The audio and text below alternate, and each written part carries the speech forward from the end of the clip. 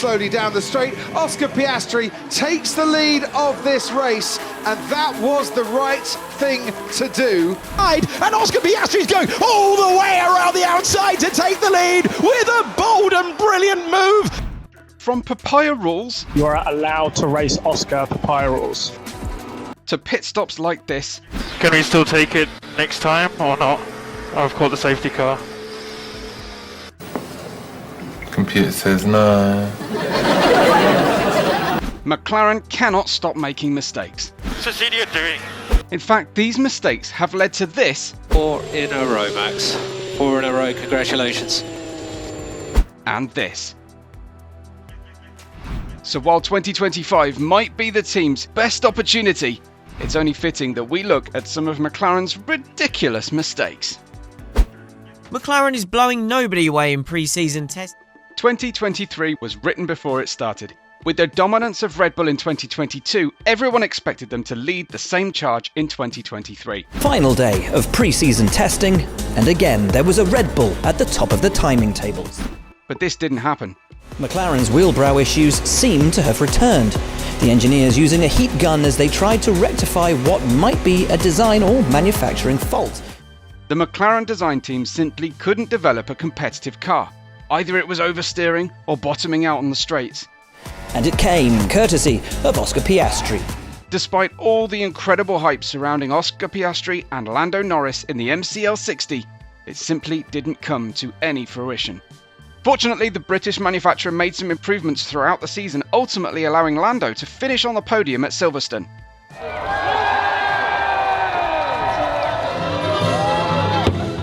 Despite every attempt at challenging for the title, McLaren simply could not get any traction.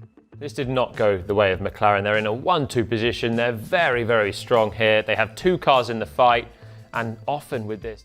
In a race with changeable conditions, Mercedes was dominant. By the midway point, Mercedes was 1-2, but the weather made it almost impossible to stay on track. Teammate George Russell, both off, both run wide. And we'll look out for Norris, who stays on the track. Is he going to close right into the pack as well? Whilst Norris and Piastri managed to stay on track, they both would eventually overtake the slower Mercedes cars. Line on the exit, this could be a McLaren 1-2. It does look like it. Oscar Piastri getting alongside Lewis Hamilton. Just has to finish the move. Down into Stowe Corner, and he's done it. Despite all the hard work on the track, McLaren's engineering team was probably not paying attention when this happened. Because it looks like this is the time to come in for intermediate. Yes, Verstappen was the first to react to these changeable conditions. Naturally, you'd think McLaren would respond. While McLaren eventually brought in Norris 2 laps later, they ultimately left Piastri out to dry. But this could hurt Piastri later. Hamilton's told to come in. Despite having a much faster car, the McLarens could not make up the deficit. Lewis would go on to win the race, followed by Max, and the 2 McLarens trailing in 3rd and 4th. There's no doubt decisions like these affected the overall championship.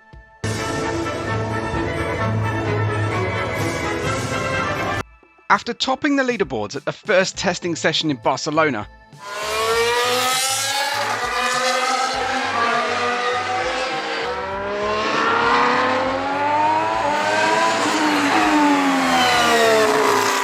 the McLaren quickly proved to have significant pitfalls heading into Bahrain. In fact, the British manufacturer was fighting not to end last in the opening race. This trend continued, and it would last all the way to the Italian Grand Prix. In fact, McLaren was woeful in the championship standings. The first part of the year was spent deciphering what exactly went wrong, especially with the issue of porpoising.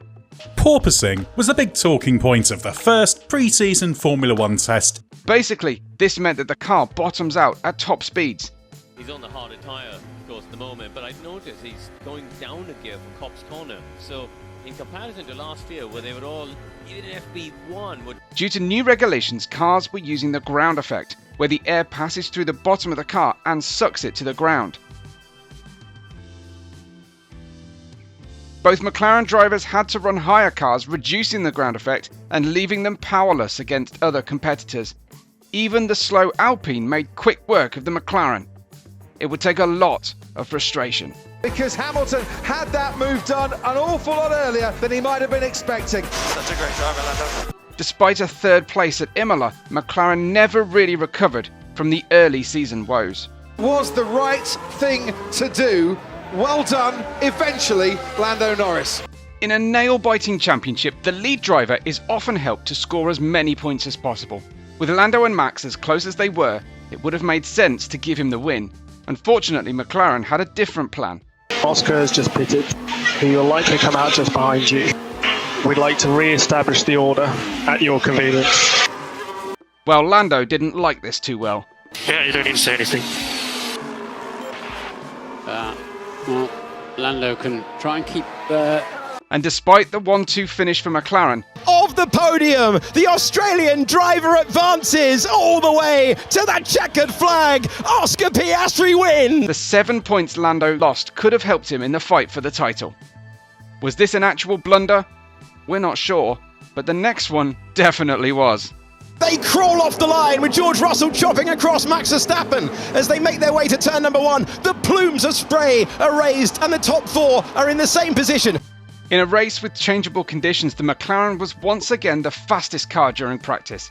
By lap 20, it was once again Max versus Lando, with the superior McLaren coming out on top. Started in third, trying to claim second place. How powerful is the DRS? There's your answer. Lando Norris gets past Max Verstappen. Just a lap later, also passed George for the lead. Russell's not had to defend from the DRS yet. This is the battle for the lead. Norris moving past, under braking. But disaster was about to strike. Finding. Oh, car off the road and into the barrier. Logan Sargent. With Logan Sargent in the barrier, the safety car came out. By not pitting Lando under the safety car, the Red Bull got the jump.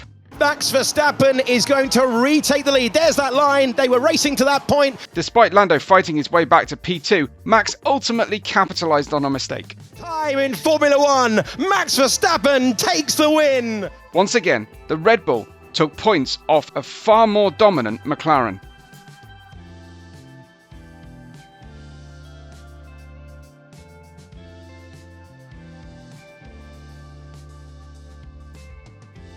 By the time the calendar reached Austria, McLaren was certainly the dominant car.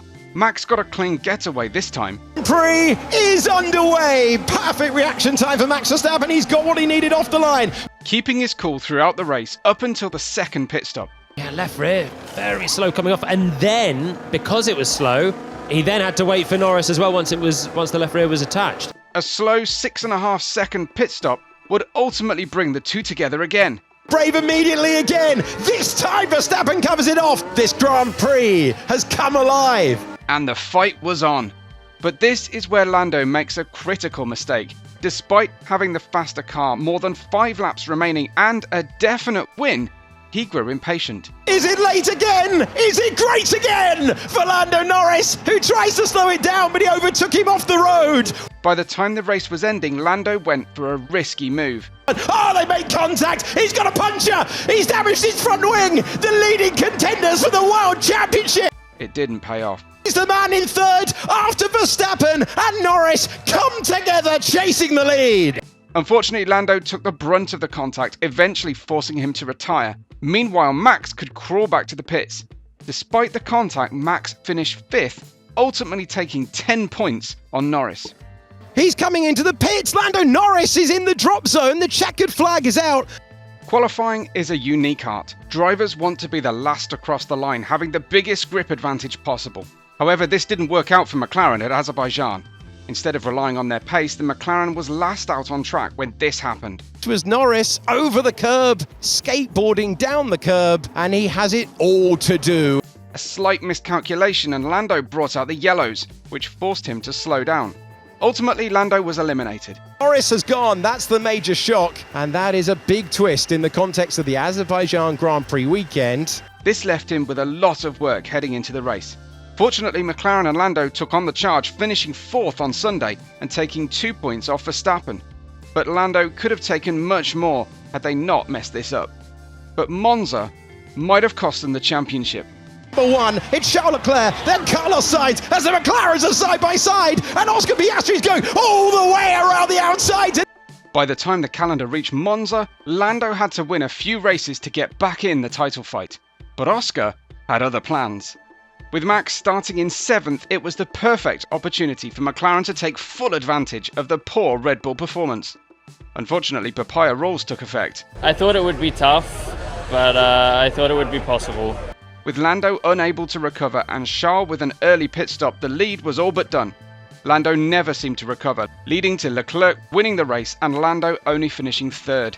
Instead of taking the full complement of points, he only managed 15. It would be moments like these that cost McLaren the 2024 championship with Lando. However, 2025 might be a bit different. With McLaren claiming every aspect of the car has been improved, this could be an interesting season. But what do you think? Let us know in the comments below and make sure to like and subscribe for all your F1 content.